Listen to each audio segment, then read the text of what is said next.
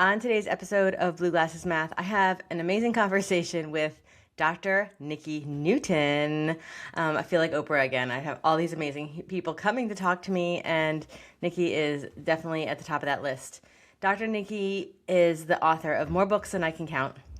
She is got such a great personality, and one of my favorite parts of this episode is when we talk about over-engineering fun. So my question is, are we over-engineering fun in math class or in general with kids? Always trying to do more to get them engaged and have special things to make them feel like they're, I don't know, get them interested. Well, Dr. Nicki tells a story about a student's rock collection and how she took that rock collection from being something that perhaps might have been take those rocks and put them back outside to, let's learn about this. So stick around. This is a great episode. If you aren't familiar, again, with Dr. Nicki Newton, all the links are in the show notes of how you can get in touch with her and how you can buy all of her amazing books. And thanks so much. And thanks again for sticking around. For those of you who are my loyal listeners, I really appreciate it. If you're finding value out of these episodes, it would be my dream for you to subscribe, share the episode with a colleague that maybe isn't familiar with the podcast. Put it on your social media. Tag me, DM me on Instagram. I am very responsive there. And if you're interested in being on the podcast, send me a message. All right. Thanks again. Welcome to Blue Glasses Math. In this podcast, we will explore how our self-perception as math teachers and learners influences our approach to life. Whether you identify as a math enthusiast or not, this podcast is for you. Are you a teacher, a parent, a school administrator, or a student? Join me as we shift our perspective on what it means to be a math person. Let's take a look. Good morning, Dr. Nicki Newton. Happy Pi Day. Happy Pi Day. Good morning to you. I'm so excited that we're here on Blue Glasses Math and that you are here on Pi Day. When we scheduled this, I thought, oh, that's amazing. And I think it's also International Math Day too. Something like that. Yeah. Yes. So many. I made an International Math Day sticker. You did? I did. Of course you did. I would love that. I would love that. Well, I welcome you so much to the podcast. And I just want to give the listeners a little context of why you came into my world and how. So this is probably back, I want to say 10 years ago. And I was coaching teachers. I was a middle school teacher for a lot of years, but I was coaching teachers who teach math, mostly K-8. And I was looking for resources to help the teachers and things that they could bring into the classroom that they could use right away. And I went to a session that was hosted by some publisher out somewhere in West New Jersey. And I brought a bunch of teachers with me, and you had so many resources that you were sharing. And the generosity of you just giving us, at that time you used Padlet.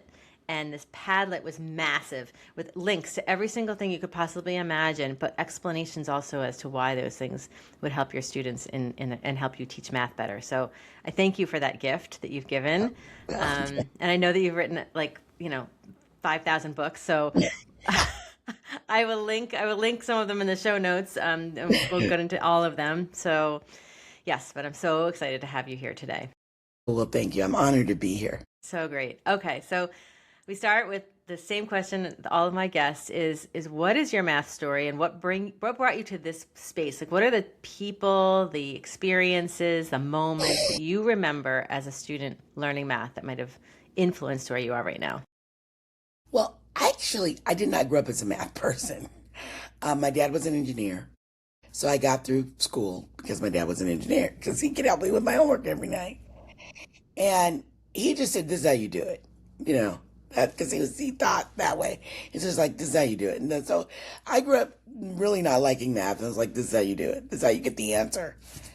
But I didn't have any understanding of what it really meant. So fast forward, I'm getting my doctorate, living in New York City. And all of my friends have become, because I was like a social studies, ELA person, really kind of in there. And they were all getting jobs because this company called Aussie had come to the city. Okay. And they were all getting jobs as reading, consultants. And so they're like, you need to go down there and get your job. So I went down there, and his fate would have it. They closed all reading positions that day. My gosh. And they were like, we're opening up a math division, and you can apply for that. And I was like, in my head, what? I don't want to apply for that. I didn't come down here for that. This is nonsense, and I'm not participating. But I needed a job. So they gave me the hardest test I've ever taken in my life. Some sort of, they made that up. It was like an oral algebra exam. I hadn't done algebra. I was a first grade teacher. I had not done algebra since high school. So I didn't know what to do. I just took the test and passed. And then they were like, oh, you're a math consultant. I was like, oh my God. I came out of there. I was like, I don't know what just happened in there. And I am only doing this for 1 year. I said, how hard can it be? It's K5. I know how to do math. I can't be that hard. Oh my gosh. So I became a math consultant, and I really liked it. And I had a really good friend, Christine Mulgrave, who could really help me and scaffold. And I was very vulnerable. And I would say, Christine, I know how to get the answer, but I don't really understand why or what we're doing. And Christine was really into manipulatives and da da da. Da. She really taught me. She was my mentor that whole year. And then, I mean, now that was in 2003 when I became a math consultant. Oh my gosh. So And just became a math consultant, just like, yeah, like like a from one flip of day a to the switch. next. Like I became a math consultant. And then I was like out in schools being the math consultant. So it was just a wild ride. And what I knew was literacy. Yeah. So I'm coming full circle. So what I knew was literacy. So I knew, like, I remember my first year using literature a lot because I was like, okay, I'm a math consultant. I have to go into fifth grade and teach them about coordinate grids. So I got a kid's book called The Fly on the Wall, which is a tale of Descartes and the Okay. Cartesian mapping system. And so that people like that. The kids can get it. It's a funny story. It's like a math myth of how he came up with the Cartesian mapping system. And so I was like, I could do this. And so then I used a lot of literature, like that whole year, to dive into the mathematics of it all. Um, and then I just kind of hung around. And then I started playing with math running records because I was a literacy person. And I knew, I was like, in literacy, we can really talk about what kids are doing. In math, we're like, they can't add, period. So, so I like, there's got to be more to that. And so I started playing around with math running records for several years. And I would try it out in my schools and da da da da. And then, I don't know if you know her, Dr. Heidi Hayes Jacobs was my mentor. No. She's really famous for like interdisciplinary curriculum. She wrote the book on curriculum mapping. Ah. And then I became her TA for like 7 years. So I was immersed in curriculum mapping. How do you map stuff out? And in interdisciplinary curriculum. I mean, she's one of the giants whose shoulders I stand upon because she taught me to look at things from an interdisciplinary curriculum perspective. So that made total sense to me. Like I can teach math through literacy and involve some science. And yes, there's a social studies conversation. It all made sense. And then Heidi really wanted me to write a book. She said, you got to write a book. You got to write a book. You got to write a book. So one day, someone called me and said, oh, Heidi said you're going to write a book.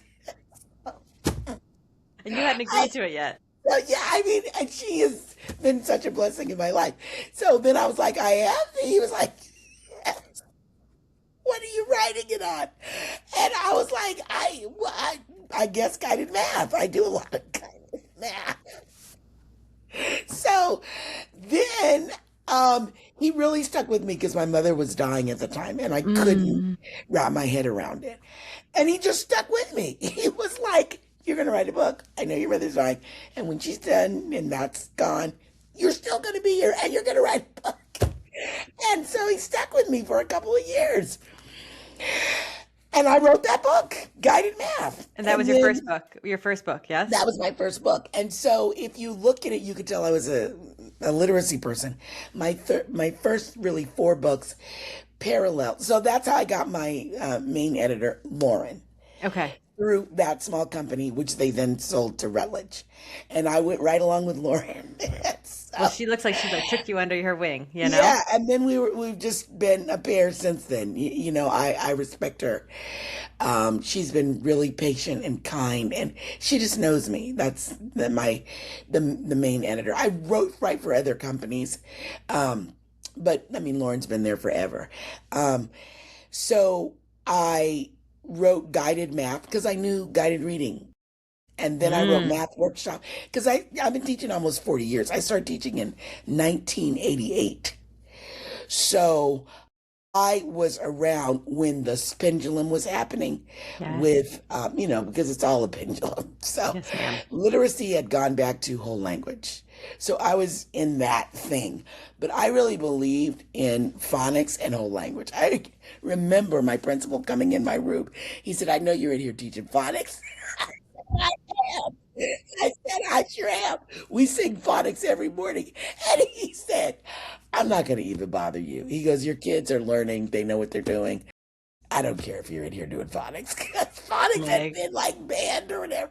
I was like, I'm not giving up phonics. I believe in whole language, but I don't want kids that love books and can't read them. I'm teaching phonics. So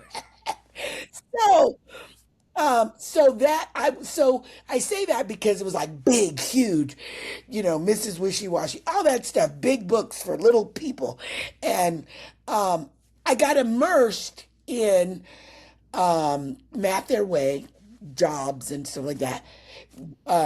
Box it, bag it, math, which is now um, Math Learning Center, but it was box and ah, bag and math at the time. And so the idea that kids need manipulatives, they need scenarios, they need context. That's how I was birthed into, teaching. That's part of my DNA. And also with the whole language thing, I would go to all these workshops by the Wright Group and the Wrigley Group that were all about workstations and little people in workstations and guided math as a space to differentiate, to make sure that all kids are learning on grade level and all that. And then the other piece of that, a really important piece, is that when I first started teaching, my whole background is bilingual. Nobody really mm, knows that about me, but no. I was a That's a bilingual teacher my surprise. entire life. So I went to a workshop for a um, Yeah. Madeline Hunter workshop. This is like in the 80s. So Yes. um, and I met somebody that changed my life. There was a lady sitting next to me, and she was distracting me and being really funny. But I wasn't learning anything with that Madeline Hunter. But we were having a lot of fun. She goes, you want to learn how to teach? And she was much older than I was. She was like, you want to learn how to teach? Come to my class. I'll teach you how to teach. And I worked in a year-round school district. Oh. So we were on 3 months and off, on 3 months and off. She worked maybe 30, 40 minutes from me. She worked in traditional. So every time I was off, she was on. So I would just go to her class for like 3 or 4 years. I would go to her class every time I was off track. And I would just sit there and learn stuff. And she would like, you watch me and now you're going to do it. And so I just had a mentor. And everything she had, I think to this day, that's why I'm so giving. Everything she had, she gave me. Everything. There was no Hmm. teachers pay teachers. You just give people stuff that they need to Right. help children. So she gave me, the stuff she gave me, I still have some of it today. I had to throw some of it away and I was in tears throwing it away because it'd been 20 years and I had to get rid of those storage units. But um, Coco Aguirre taught me how to teach. That was my mentor. And she was a bilingual teacher, and her kids, nobody was translating anything. Coco taught me how to translate so that the bilingual kids could read the same book. Eric Carl wasn't in Spanish, none of those people. Mm. So Coco taught me how to make it a bilingual book. I mean, so anyway, I say all that to say, when I started doing math, I was like, where are the workstations? Where's the guided groups? Where's the, you know what I mean? Hmm. Where are we assessing kids so we know what they know and don't know? So I brought that framework. Then when I Uh-huh. started writing books, I wrote guided math because I knew guided reading. And then I wrote math workshop because I knew reading workshop. And then I wrote math running records because I knew reading records. Then I wrote a book. I wrote two books on problem solving in K2 and 3-5 because I knew that the problem with word problems wasn't just math, it was reading and comprehension. So those were my five first books. You could see ELA written all A over. 100%. Yes. And then I just, I started really loving math and understanding it. And I think that I remember one time, I've never forgotten this. I was in New Jersey and a principal gave me no, I was in upstate New York, and a principal gave me a compliment I've never forgotten. And he said, Nikki, you're a teacher's teacher. And I always think about that to this day. How do we become, I mean, in the work that we're doing, how do we become a teacher's teacher? And the key to that is to always be a learner. So for me, math, I didn't just wake up knowing, the square root of 25 or whatever. I didn't just wake up knowing that. I had to learn that through blood, sweat, and tears, right? And Christine taught me this is how you do it with manipulatives. This is how you explore it. So I got that stuff honest through my own not knowing and then knowing. So my mathematical disposition, people always tell me I have hope because I work with a lot of elementary teachers who hate math. And they're like, I look at you and I have hope. You didn't like math, and look at you. I'm like, yes, my mathematical position when I became a math consultant was probably a two at best. And now it's a four. And, there's five levels. I was gonna I say, always how many say levels are we at? yeah, I always say I'm a solid four because I think Christine is a five. Christine like lives around the corner from me and we'll go to breakfast and she brings an algebra book. There's nothing about algebra that I want to talk about. I just want to eat eggs and pancakes and bacon. I don't want to talk about this beautiful algebra problem at breakfast, but Christine does. That's a five. I'll never get there, and I'm okay with that. I'm a solid four. Solid four and proud of it. I'm a solid four and proud of it. So I think that's why I get that because I work a lot with K5. I do some fluency work with middle school, but I work a lot with K5, and I get when the kindergarten teacher says, I'm out, I don't do fractions. I get that. I understand that. When people say, I don't know how to bar model, I go, girl, neither did I. I had to watch the video 5 times. I think you have to be a teacher's teacher. You have to be vulnerable with people. You have to let them know, I didn't get it either. And you can get it, I got it. You got to Yes. watch a video 5 times, and there's nothing wrong with it. And now I can do it, right? And you got to pull out the manipulatives. You can't imagine all that stuff in your head. The teacher, has to do the math with the manipulatives so that you come to the understanding of it and then help your kids. Right. And so Got that's all these that's like me. That is my story. I've got all my these are one of my favorite manipulatives, but like Yes. I came home the other day, they're on my desk and somebody in my house had stacked them on top of one another and I was like, that's awesome. But yes, I think you're right. Learn the math with the manipulatives. Oh my gosh. Yes. And teachers don't get enough time to do that anymore. You know what I mean? They don't get enough time to be vulnerable. You've got to create really safe spaces, really risk taking. One of the things the Australians taught me is they said, here in America, you guys always talk about risk-free spaces. If it's risk-free, there's no risk. They said in Australia, we talk about risk-taking. You've got to have risk-taking spaces. So in our PDs, we've got to have risk-taking spaces where you can say, hey, it's been a long time. I don't remember how to add fractions. And it'd be okay. Nobody's clutching their pearls. They're like, oh, girl, I forgot too, but this is how you do it. Right? Yes. Yes. So how do you create those spaces where people aren't embarrassed? Right? Where they just bring their selves and their truths and their journey. Where are you at on the journey? So I think that that's important. Oh my gosh, I love your story, and I love that.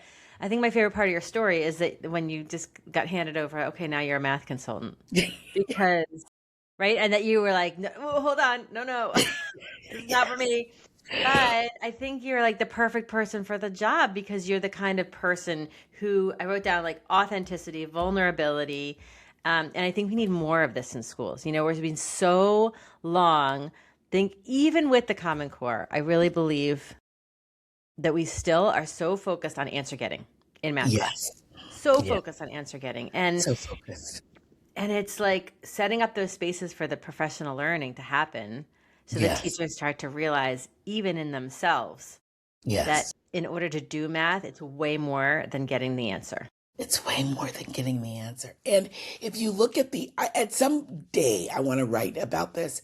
I've done a lot of speaking about it. I used to do it more, but on the 8 elements of a productive mathematical disposition. But And when we yes, look at that, it's curiosity, it's wonder, it's all of those things. And I always ask people, is any of that on those checklists that you make and go around and look for in classrooms?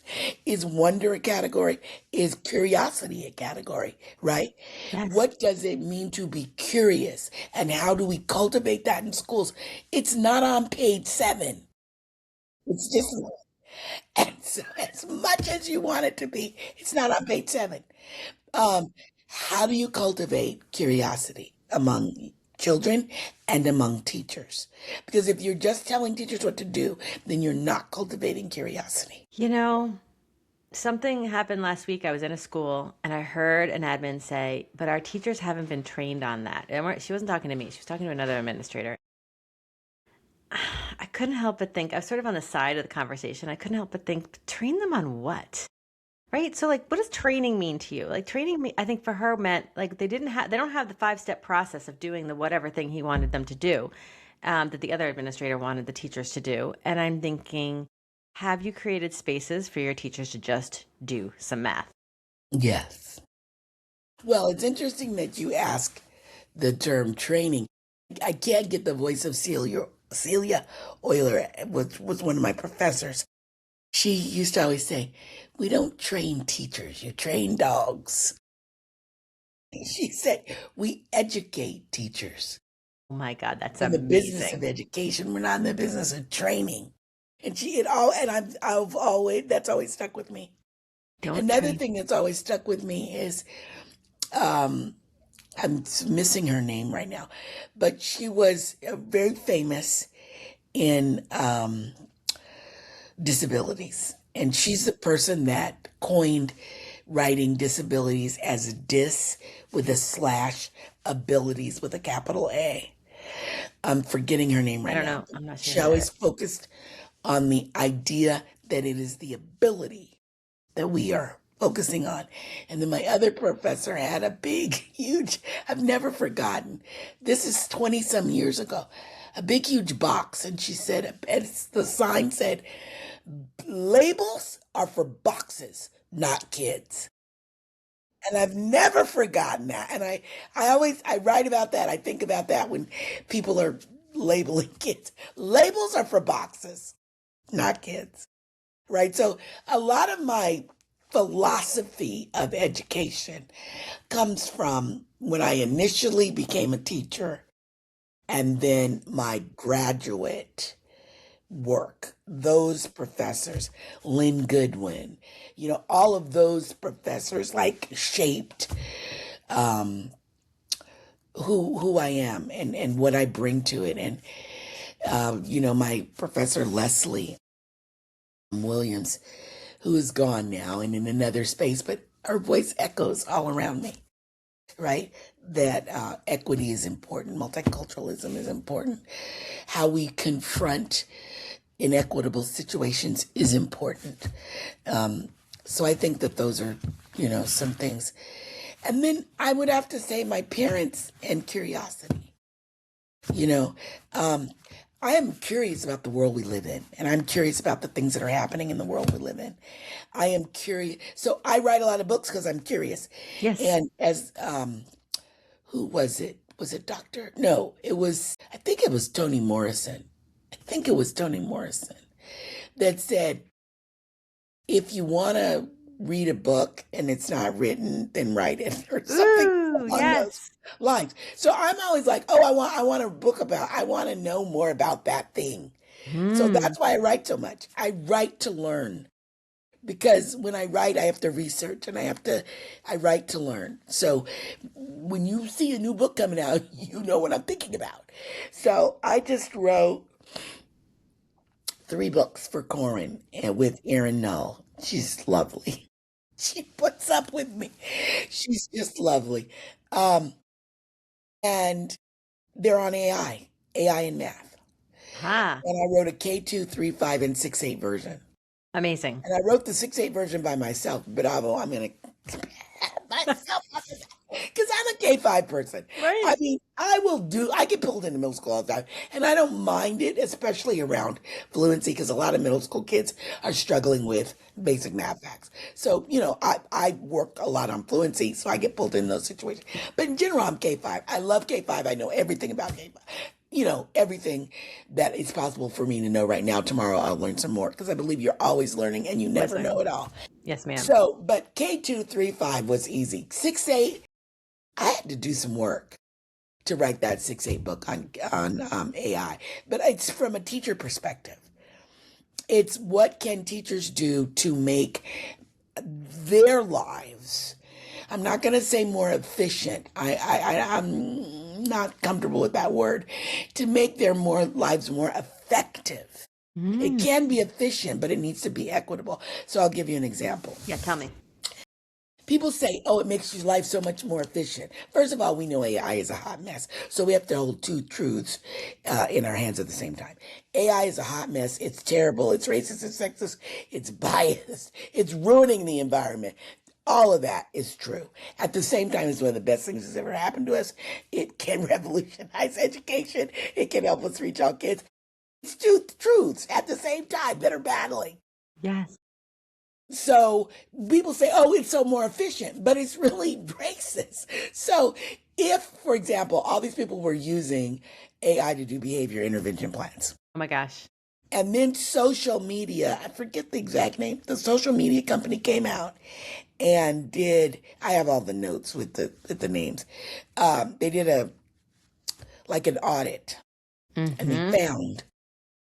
they coded black names, white names.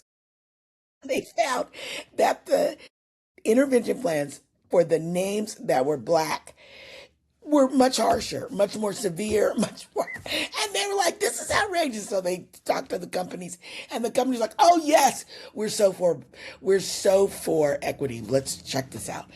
One company, which was Google, took it down right away, and they were just like, oh, we need to work on this. And then the other company didn't take it down. Magic School AI, they didn't take it down. They were like, okay, we'll look into it. And this is all over the news, but we don't read the news a lot, but it's all over Well, the news. it's It's not like a which secret. news you It's in choose. print that these 2 companies, but then they both came back and said, we can't replicate your studies. So we're not going to really change anything. So I say that to say this. They did a study on it and found this. But it's not just them. There's all kinds of studies that say if you code for gender, it grades men higher than women. Same essays. If you know what I mean? So it's not God. just about Yeah. race, it's about a lot of multilingual learners were Yes. getting coded because of language patterns. Mm-hmm. So it's very biased in a lot of ways. I love AI. Yes, I do too.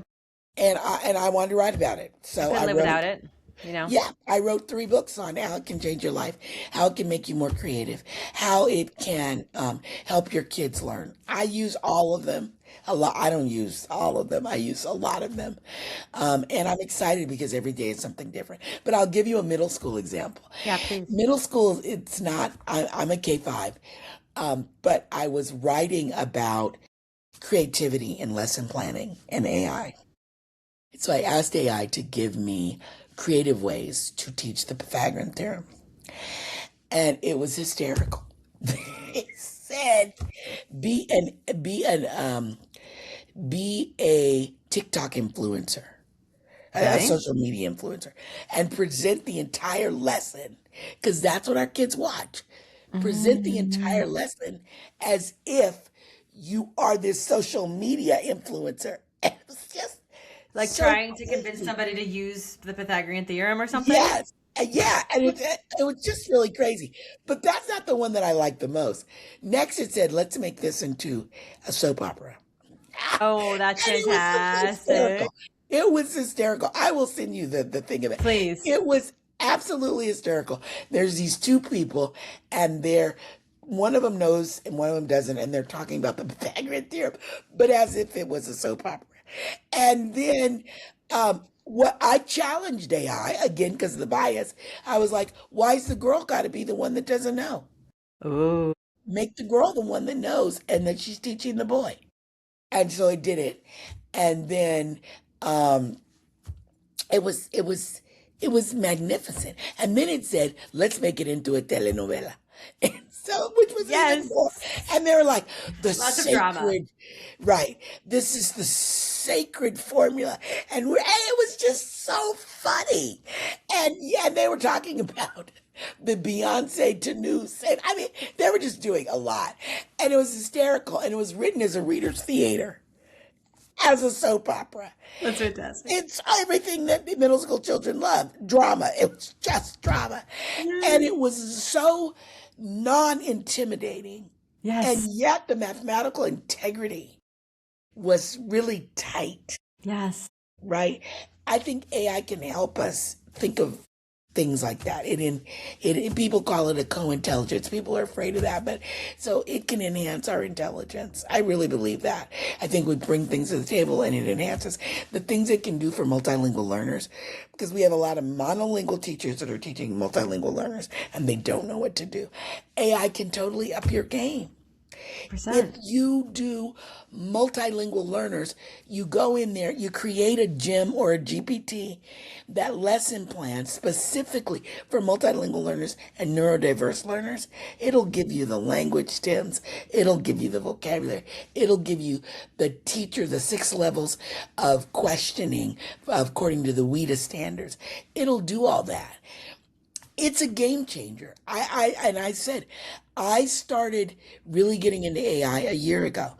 NCTM asked me to be on Ignite on their virtual Oh, yeah. conference, and I did it, and I haven't slept since. I did it on AI, and then I was like, oh my God, we're living in the fourth revolution, and people are sleeping on this.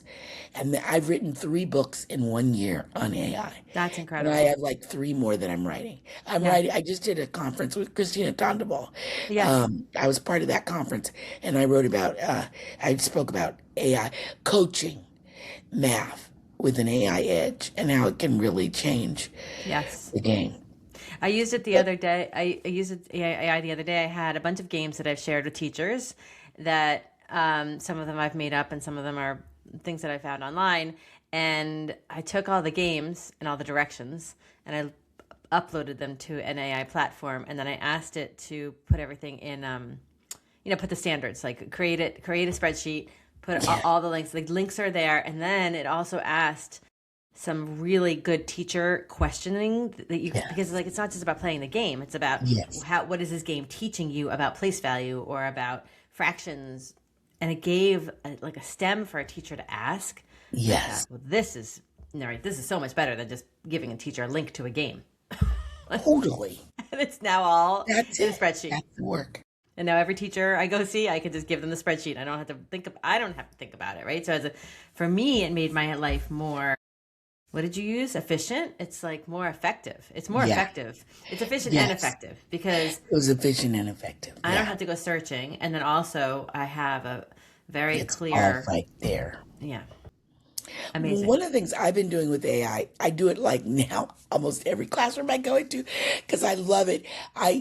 We collect exit slips on whatever they're doing, and they're anonymized, so their names are on the back or whatever, but they're coded, so there's a letter or a number on the front, and then we take a picture and upload it into AI. And say, analyze this. What are the trends? What are the patterns? Where are the areas of challenge? And what are the next steps? And I have to tell you, Pam, or Dr. Pam, I have to tell Anyway, you with Pam. I have to tell you, it's a game changer. Because all of a sudden, Yeah. you're teaching fractions and you're doing, can kids order fractions? You get this data. People collect exit slips every day. They do nothing with them. They might sort who knew who did.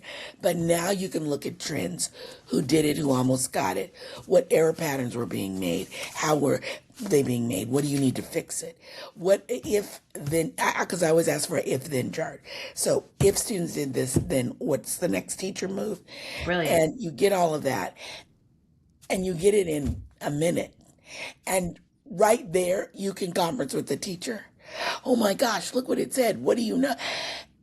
Oh, it's a game changer. It's That's amazing. It's the number one thing I tell teachers to do.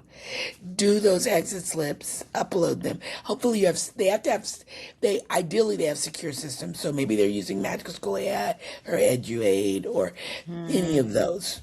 Yeah. Yeah. And I love the idea that you anonymize it and you maybe put a code like ABC, so like A corresponds to whatever student in your book, but the AI doesn't know that student's name. Yeah, AI doesn't know that.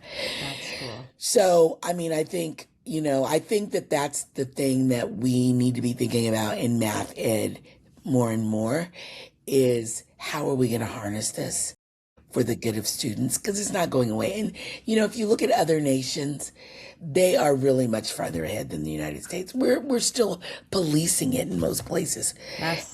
Right? Yes. And it's like, it's here, it's going to stay, and you need to stop policing it.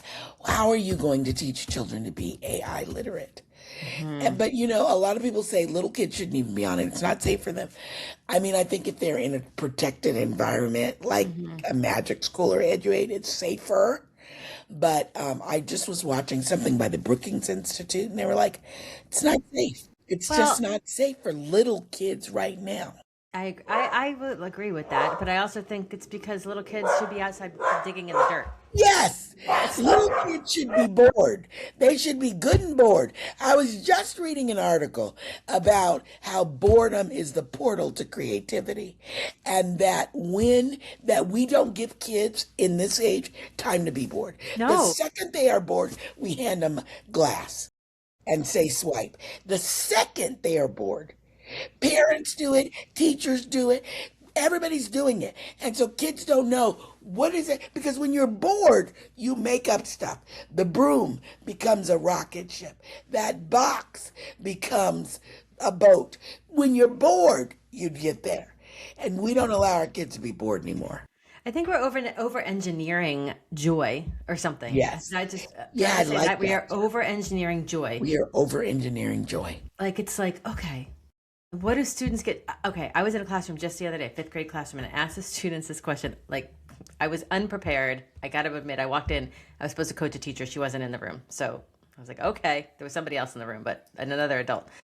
But okay, here I am. They're adding and subtracting mixed numbers, I think. Anyway, I asked them a question, and the question was, if I said, I wanted them to, okay, now I'm going to forget the question. I have to write it down.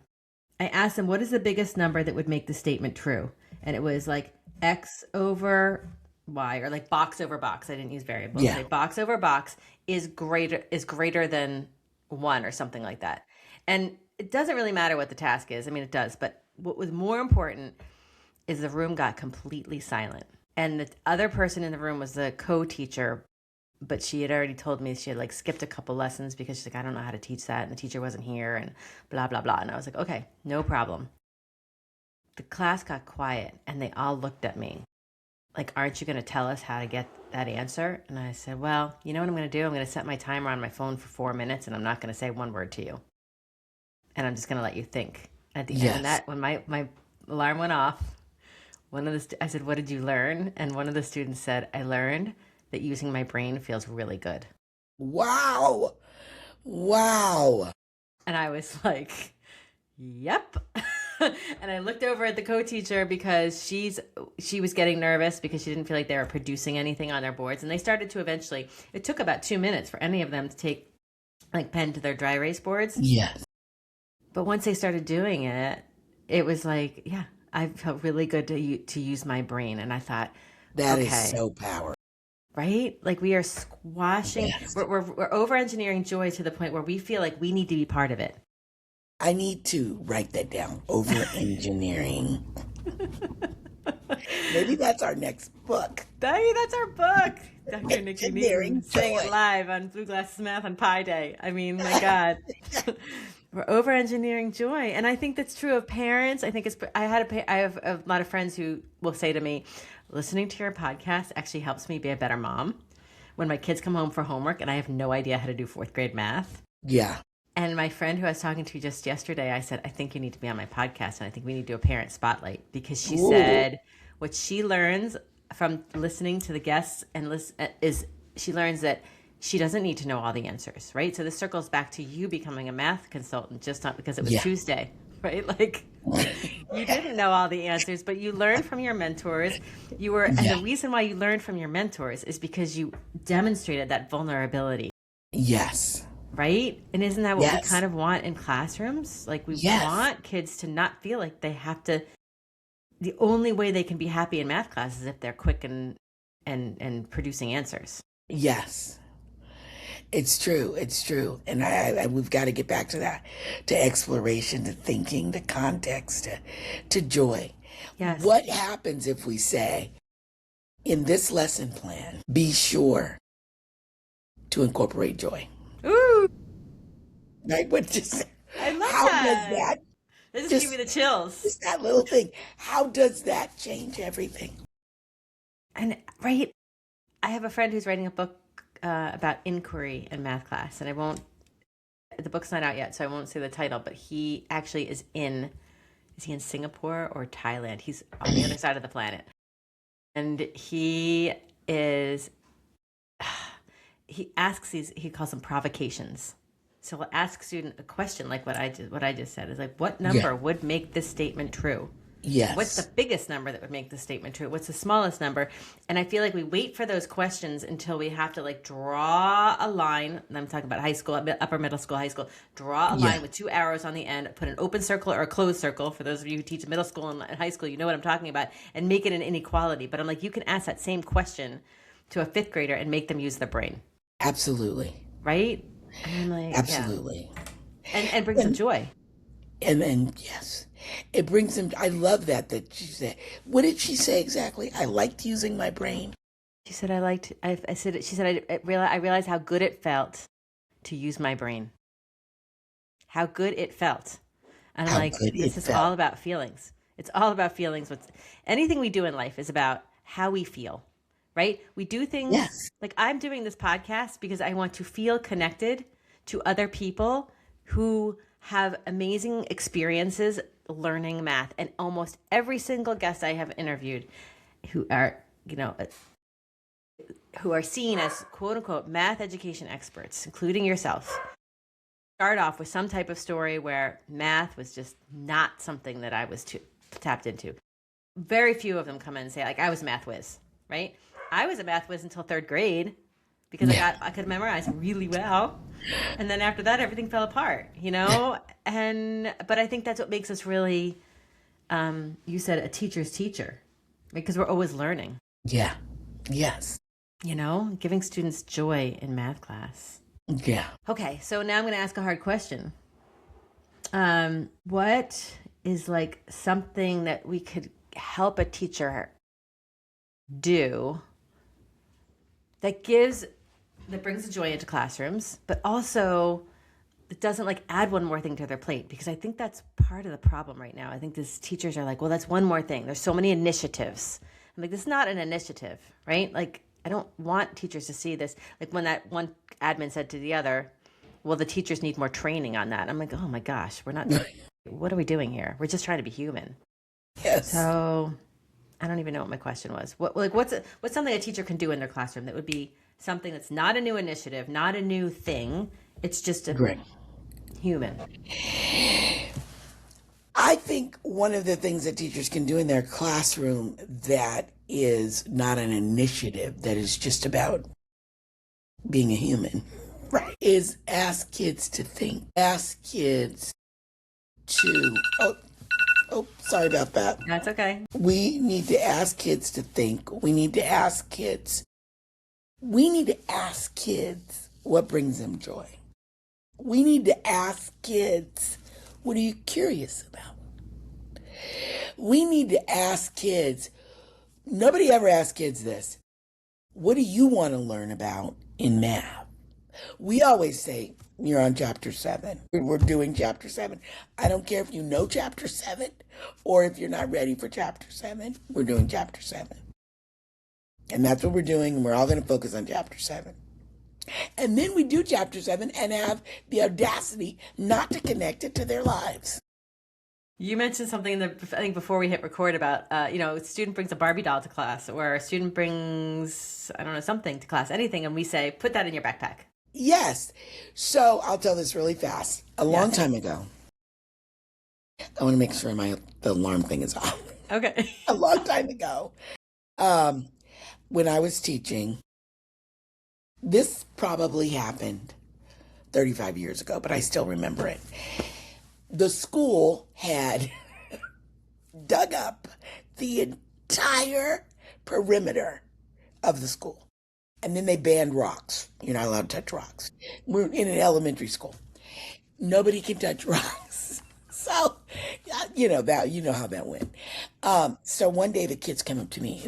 I was teaching 2nd grade, I think, at the time. And they said, Miss Newton, Albert has a bunch of rocks in his desk, and you need to go over there and investigate. So I went over there. I remember this like it happened. All the kids came. We gathered around Albert's desk. I said, okay, Albert, what's going on in there? So he pulls out some rocks. I say, is that all? Because the kids are like, he's got more. He pulls out some more. That's it. Is that it? He pulls out, Albert had like 30 rocks. So the kids are just waiting. You're about to get in so much trouble. I'm waiting for the hammer to come down. Albert, I can still see him standing there kind of rubbing his right leg on his left foot, just looking. And I said, Albert, you know it's against the rules to collect all these rocks. You've really done something here, Albert. You've got all these rocks, and it's just not okay. You're not supposed to pick up rocks. All the kids are like waiting with bated breath. They're like, he's about to lose recess for life. And I said, I took a turn they weren't ready for. I said, you've collected all these rocks. You're not supposed to be collecting rocks. But since you've taken the time to establish this collection, the kids are like, wait, it is not supposed to be going this way. And I said, since you've taken the time to collect all these rocks, I think we should do something with them. He's just looking at me. The kids are like, what? And I said, what if they were magic rocks? Like Sylvester and the Magic Pebble. And they were like, wait, he's supposed to be losing recess. And Albert's looking at me. I said, well, the first thing we're going to do is we're going to make a rock museum because you've gathered all these rocks. They shouldn't be hiding in your desk. Let's just put them out on the counter. And we laid all those on the counter. And this is what I want to tell you. We did so much math with those rocks. Those rocks were up for like a month. Mm-hmm. We learned about people who study rocks because Albert was obviously a budding person. Budding geologist. Yes. But there's a special name. They call them rockhounds geologists. But there's a special name, I forget what it is, for people that just do rocks. And so we set it up. We did everything. We weighed those rocks. We talked about the science of those rocks, the texture, the color, the size. We did all kinds of math with those rocks. We talked about where you find rocks. So in the rock museum, we had other people come through and look at the rocks. We did a lot of things. And I remember I wrote that story up then because I knew how important it was. And I was a beginning teacher. I wrote that story, and I remember my vice principal saying, can I have a copy of this? And I've always remembered that story because I was like, kids tell us what they need, how they need to learn. Albert told me, and I respected and honored that. Hey, I'm really interested in rocks. Can we do something with these? And I, as a teacher, could have said, throw them out and you're in trouble. Or I could have said, you weren't supposed to do that. But since you took the time, he took the time to get those rocks, to hide them, to do. And why would I throw them away? He is telling me. Do we miss the messages that kids tell us about how they learn every day? Because kids bring Pokemon or whatever, Dragon Ball Z. We're like, put it away. No, bring it out. Let's talk about it. What math questions can you ask about this? I remember I was in Orange, New Jersey, and we were trying to teach the kids Venn diagrams, and they didn't want to have anything to do with it. So I said, Dragon Ball Z was huge. I said, okay, we're going to do Dragon Ball Z characters. I didn't know anything about I don't know Dragon anything Ball. about no. But the little boys did, and they were easily able to do a Venn diagram. Because they're like, this character does this, he spits fire, and he does, and then they both can do this. They totally got it. And it was very easy. And then we could take that and transfer it to what we were trying to do. But we entered into the portal where the kids were. Entered into Right? the portal. I love that. Where are your kids? Because they tell you every day. And it's usually something that's locked up in the backpack that's banned. Yes. Exactly. You brought your little cars, you banned. You brought your Barbie doll, banned. They're saying, this is how you teach me. Yes. Yeah. Yes. So I really Amazing. believe your original question was, what's something that you don't have to do more, learn about more? Ask kids to think. Ask them what brings them joy. Ask them what makes them curious. Ask them what are they having trouble with. We get a bunch of data, but we never ask kids, what are you struggling with? In this chapter, what do you know really well and what are you struggling with? And how can I help you in that? Those things are free, right? This is the first generation. That's why I'm scared. I love and I'm afraid of AI at the same time. This is the first generation where thinking is outsourced. Oh my God, it's so scary, That's right? why I don't want kids on AI. I mean, I really go back and forth. I don't want kids on AI, first of all, because it's dangerous, but second, because it's outsourcing their thinking. And I want them to have these moments. I realize how good it felt to use my brain. Right? Those are the moments I'm seeking. But I think you can get there with AI by creating gyms and GPTs Yes. that only do what a closed environment, that only do what you, so you could create a GPT that tells kids math jokes, Yes. but as riddles that they have to Yes. solve, Yes. Yes. Yes. right? And where they Yes. have to think and it doesn't give the answer because you could train the bot not to give the answer. Yes, I did one the other day, which is, I don't know what they're called, but it's like where everybody starts with a number. Nobody tells each other the number. And then you do a bunch of things to that number and everybody comes out with 5. Yeah. Like, what? Right? Yeah. So, but I used ChatGPT to create one for me. And then when I did it with my son, this is the best part. My son's in 11th grade. He's like, not doing math with me ever, right? These days he's not doing anything with me. But I said, Declan, I have to do this. I was doing a family night. So I was like, I'm going to this family night. I just want to make sure this puzzle works. Like AI telling me it worked. I tried it. It seems like it works, but I just need to try it on somebody. And he's like, all right, Mom, fine. So I take him through it. And when I tell you, he was jumping through the house, like the floors were like moving. And he's like, you know what I feel like right now, Mom? He goes, I feel like I just got off a roller coaster. Like my stomach's all like, right? And he's like, why does that work? Right. So then we sat down and like did the algebra of it. But it was like the way he felt in that moment. I was Yes. like, this is joy. That's you it. are feeling joy right now. That's it. Amazing. So good. Oh my gosh, I could talk to you all day long. Oh my God. Maybe we'll write a book. That would be so fun about over-engineering joy in math class. Over-engineering Or joy. just in general. In general. Over-engineering joy. So what's something that gives you hope in the math education space right now, today? Right now, today, I hope that we make math more real for kids, that it's hands-on, that it's real. This is a big hope. I have 2 hopes. I don't know if I'm allowed them, but I have 2. You can have One 2, of course. One is that we stop teaching fractions on paper. That's my big hope.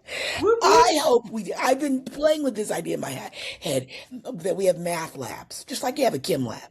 We have math labs. So you're going to teach fractions. You're going to teach kids in fifth grade or sixth grade how to divide a fraction by a fraction or a whole number by a fraction. You say we got 2 cups. And we have to figure out how many thirds you can take out of 2 cups. And it's a lab. So they sit there with 2 cups of flour and a third measuring cup, and they have to figure it out. I would like to see fractions taught as a math lab. As a math lab. Yes. As a math lab. It's hands-on. Before you ever get to writing down and flipping and doing all kinds of stuff that you shouldn't be doing, butterflies should never be involved. Wait, say that again. Say that again. And so then, I'd like to see math labs much more happening everywhere. And the second thing is I would really like to see STEM, I don't know what the word is, but it's so, a lot of times it's made to be a hard thing. I'd like it to be like the question that they ask the little girls. Do you want to bring clean water to a community? Yes. I would like girls and boys to feel like engineering is a lot of things. That it's design engineering, I want kids to see the possibility of who they may be, which means we need more people of all walks of life and ethnicities and, nationalities talking about how STEM is a real thing you do in life. You go and you make clean water by doing this, right? STEM is how you help people get better that are sick. And what the research is, because I've been doing a lot of work on picture books. Yes. And teaching math. What the research says about picture books and teaching math and like using autobiographies, because I was looking at all of these autobiographies for STEM. Is that kids need to see not only like the picture book, but they need to see the real person. Like you need to show them pictures of the real person and things that they did in their real life, right? And I think our girls need to see that. Boys too, but girls need to see that. Yeah, and I liked you said it earlier. I think it was before we hit record. You said something like there was a study where girls were asked, "Do you want to go into STEM?" And then the similar group of kids, girls and boys. I don't remember I don't know the study. Were asked, Yeah. "Do you want to bring people clean water?" And it's like the positioning or the positioning of the question. Maybe it's not positioning Yes. the right word, It's but like how the framing of what it actually is. The framing of the question, and we are innately problem solvers as humans, right? We're always trying to solve problems. Yes. And it's like, well, this is a real problem that somebody needs help with. Yes. Do you want to help them or not? Yes. Most people are going to say, sure, I'll help. What Yeah. can I do? Roll up my sleeves, right? Yes. And that's Yes. the kind of world we need more than anything right now. Yes. How can we help things be better? Yes. And don't you think that whole thing that you just said, problem solving, goes back to math labs? Because in a 100%. math lab, if you're problem solving, you're not just calculating. There's a difference, I think. Yes. Oh, 100%. Right? Because First if of all, you're- it's more engaging. It's more engaging to begin totally. with, but not over-engineered engagement. Right. Because you could say, instead, over-engineered would be like, this is step by step what you're going to do to figure it out.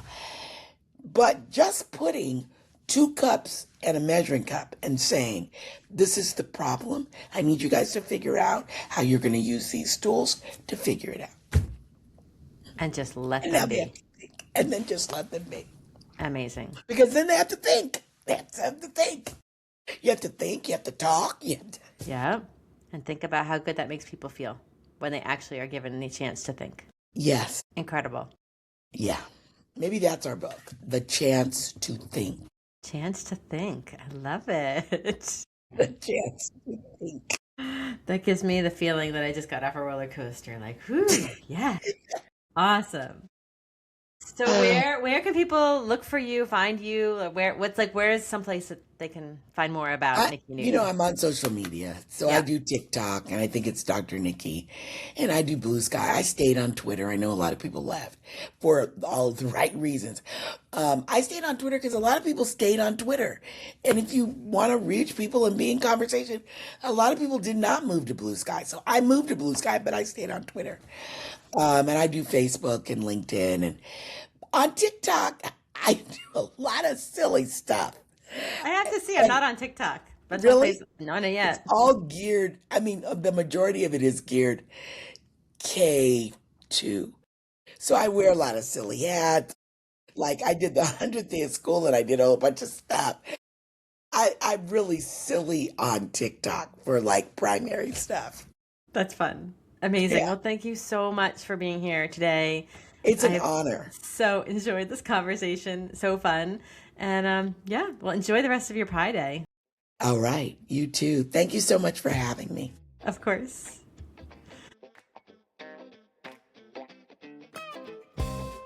I'm Pam Brett. Thank you so much for joining me on this episode of Blue Glasses Math. Please follow me wherever you get your podcasts and follow along on the conversation on Instagram. And remember, being a math person is all just a matter of perspective.